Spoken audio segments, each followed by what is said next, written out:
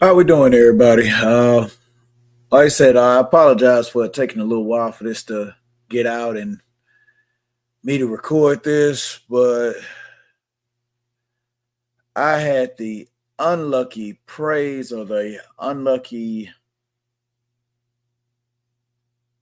advantage of being in Jacksonville for that debacle of a football game.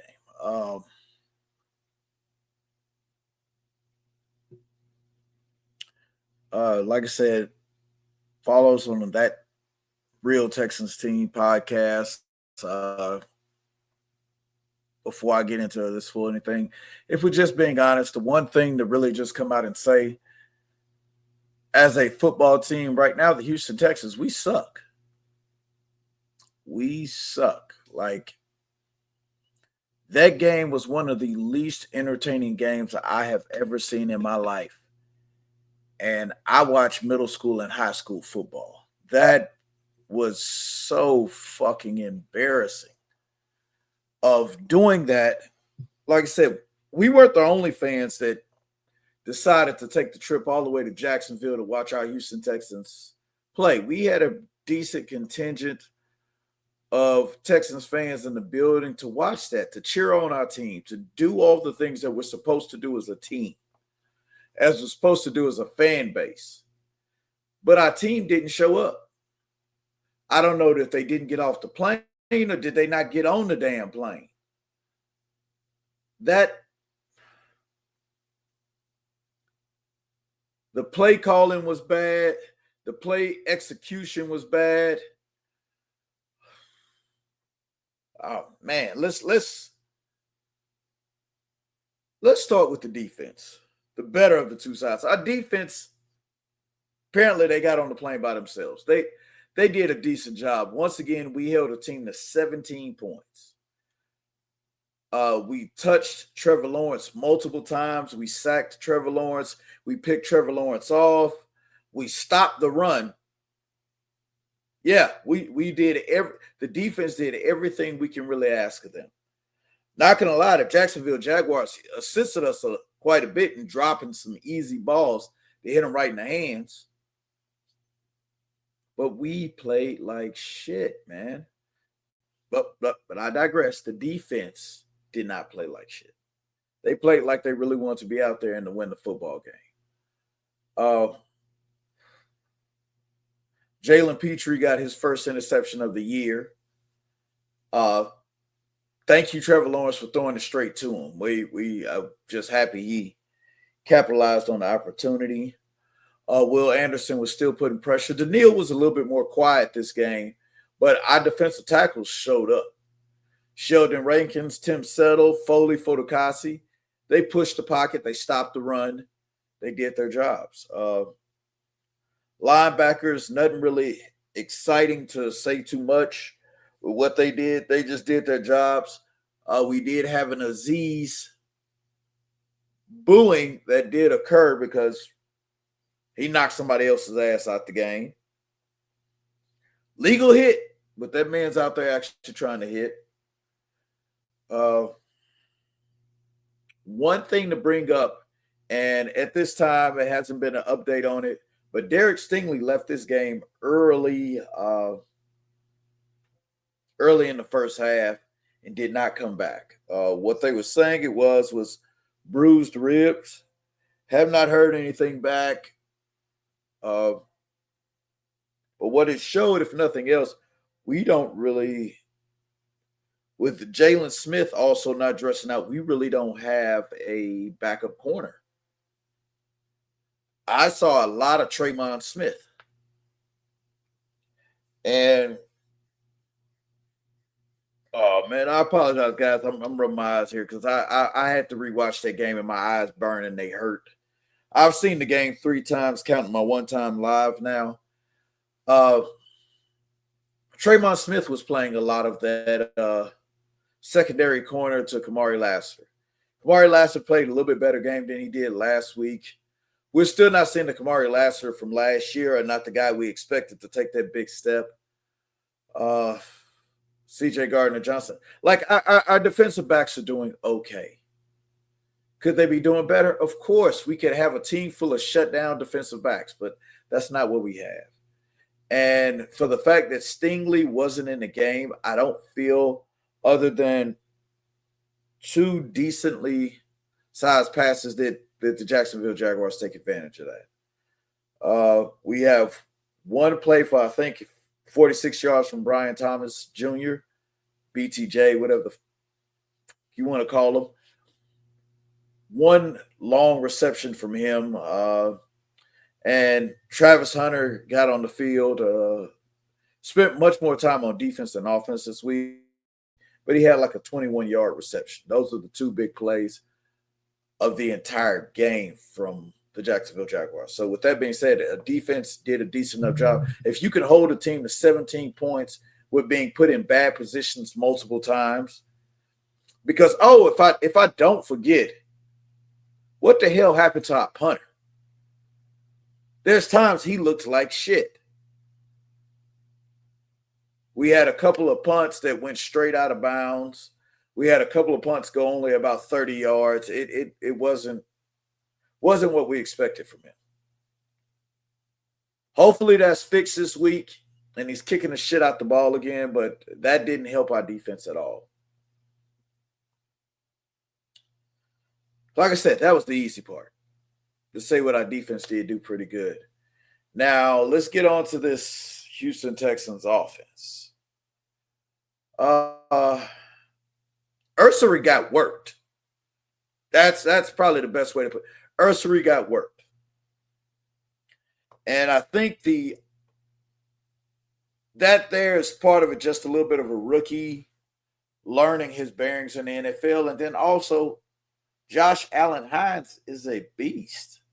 He is a good football player. We're not talking about some no-name guy. Ursary needs time and practice, but, man, he's going to get CJ killed at this current. Ursary got beat for the game-sealing interception. Josh Allen Hines beat him off the cut, got a piece of the ball as CJ was throwing it, floats up in the air, interception, game. That's it. He got called for a face mask that might have been a little questionable. If you want to say illegal hands to the face, fine. But they called it a face mask, and it was not much of anything at all.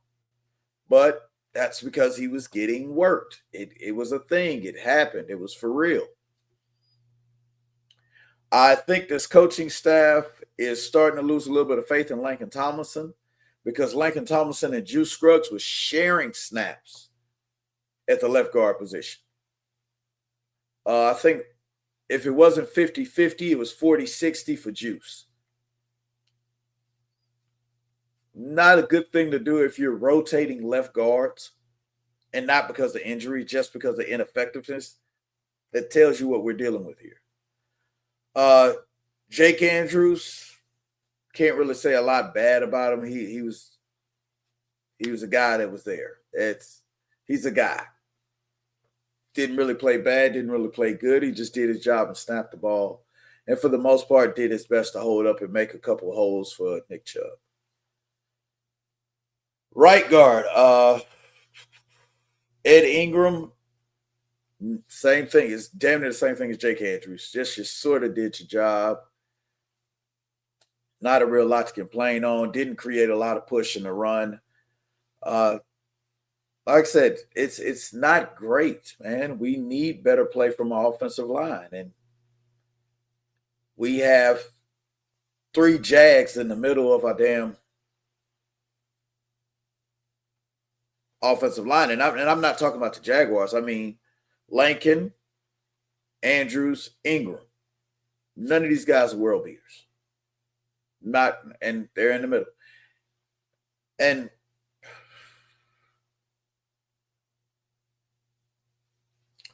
Titus doesn't escape this. He doesn't. Titus is a part of this debacle as well. Not really anything super impressive. Not really anything great. He did okay.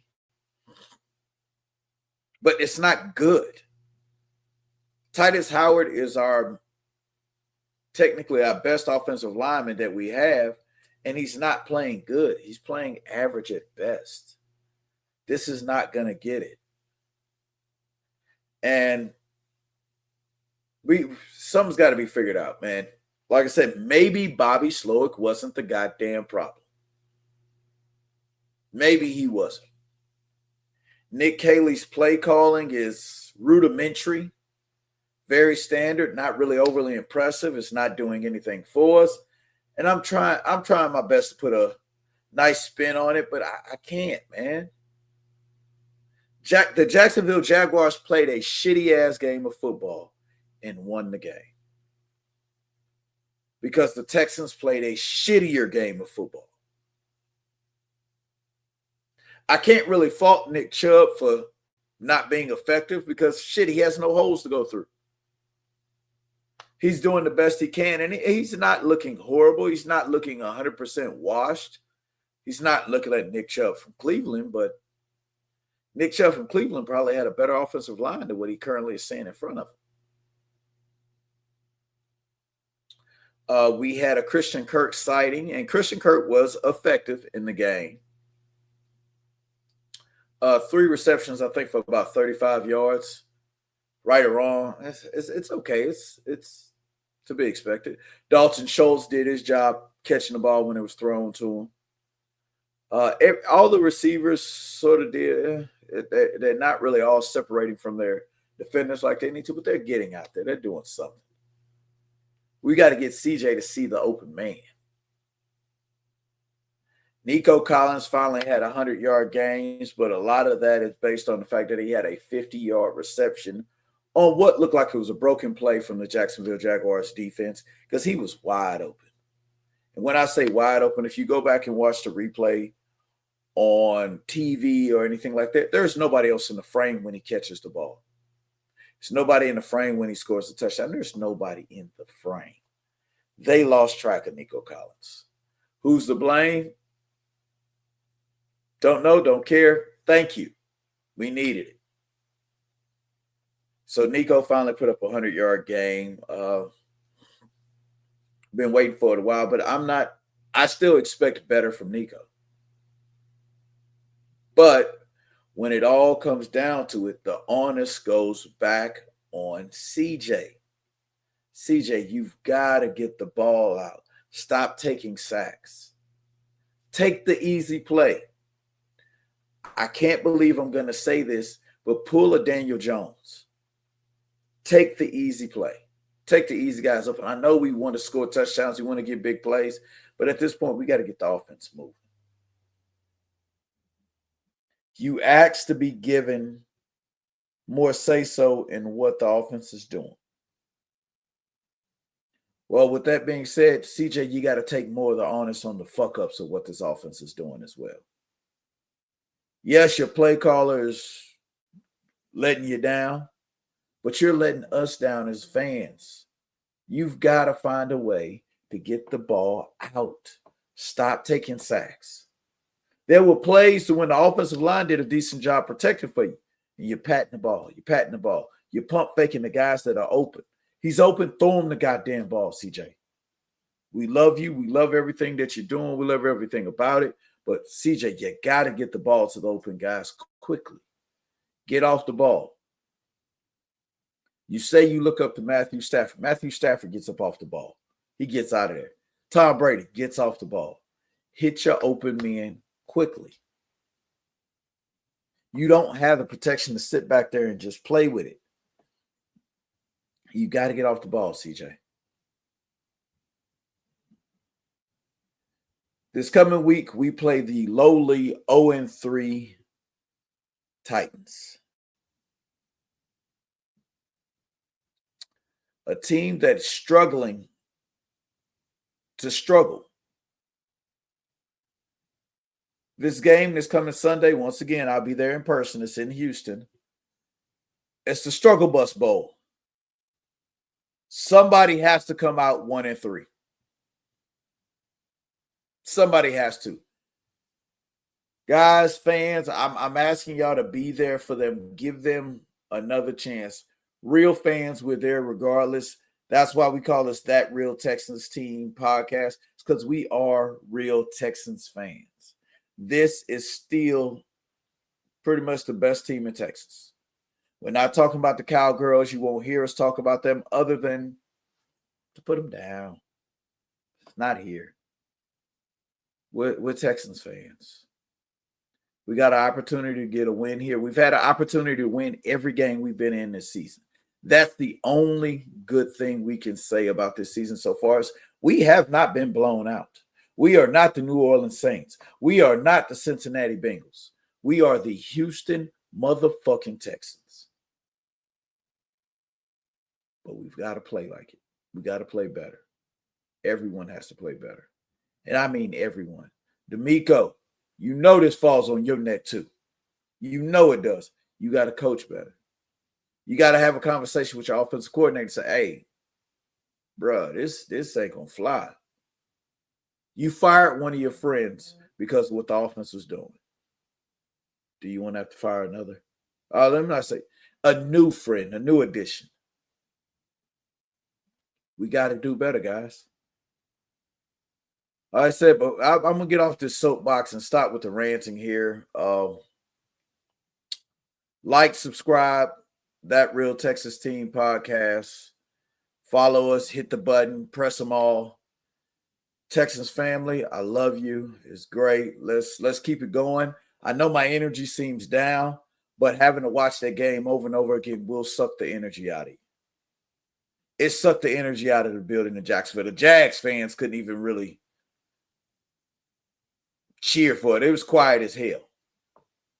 It was hot as hell too, but quiet as well. Let's do better, guys. Thanks everybody. Like, subscribe. Let's get it.